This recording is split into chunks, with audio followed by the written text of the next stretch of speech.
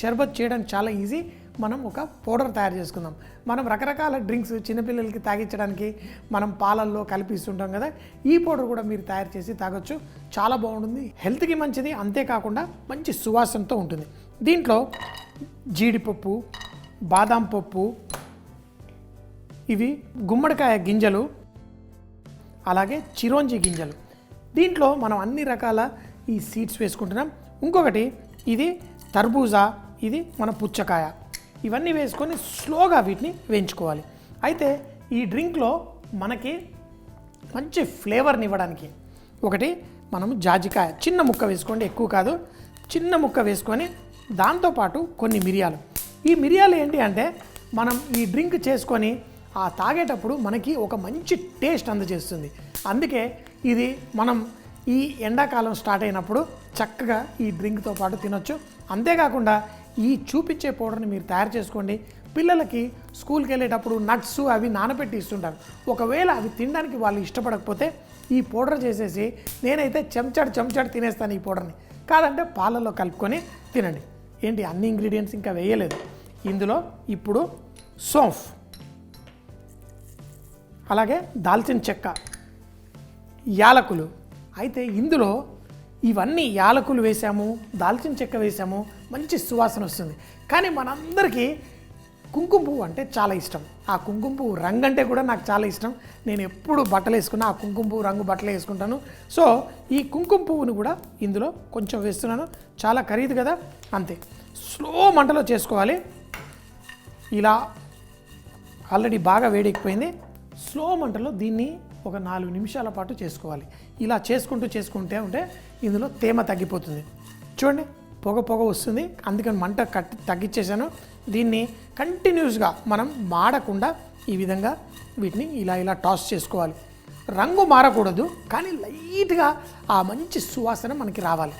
ఓహో, అద్భుతమైన సువాసన వచ్చేస్తుంది. చెప్పాను కదా, ఒక 3-4 నిమిషాల పాటు స్లోగా వీటిని డ్రై రోస్ట్ చేసుకోండి.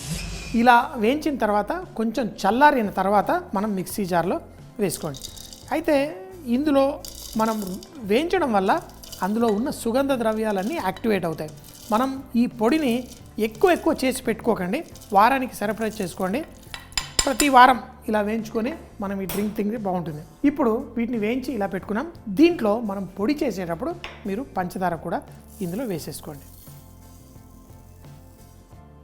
పంచదార ఈ మిశ్రమాన్ని పొడిలా తయారవడానికి బాగా హెల్ప్ చేస్తుంది. ఎందుకంటే మీరు ఆ నట్స్ అవన్నీ వేసి కరెక్ట్గా గ్రైండ్ చేయకపోతే ఆ నట్స్లో నుంచి నూనె బయటకు వస్తుంది. అలా కాకుండా మనం కొంచెం పంచదార వేసుకోవచ్చు. ఇంకొకటి, ఎటువంటి డ్రింకు స్వీట్స్ ఎట్లా ఉన్నా చిటికెడు ఉప్పు వేసుకోండి. ఆ డ్రింక్ టేస్ట్ మరింత పెరుగుతుంది. ఇంకేంటి, దీన్ని మనం మిక్సీ జార్లో వేసేసి రెడీగా పెట్టేసుకున్నాం. దీన్ని బుర్ర అనేసి పొడి చేసుకోండి. పొడి చేసుకున్న తర్వాత దీంతో అద్భుతమైన డ్రింక్ తయారవుతుంది. మంచి ఖుష్బూదార్ సువాసన ఉండిన ఈ హోలీ డ్రింక్ యావత్ భారతదేశంలో రకరకాలుగా ఇవి చేస్తూ ఉంటారు. నేను చూపించేది చాలా హెల్తీగా ఉంటుంది. మన పొడి చాలా ఈజీగా రెడీ చేశాను. అయితే కుండలో ఏదో శాస్త్రానికి కలుపుతున్నాను. కుండలో ఇలా చక్కగా వేసి ఈ పొడిని మనం 1, 2 ఇలా ఒక 2 చెంచాలు మనం ఈ పొడి వేసుకొని ఇలా కలుపుకోండి. ఇంకా కావాలంటే ఇంకా కొంచెం, ఇది చిక్కగా తాగితే చాలా బాగుంటుంది.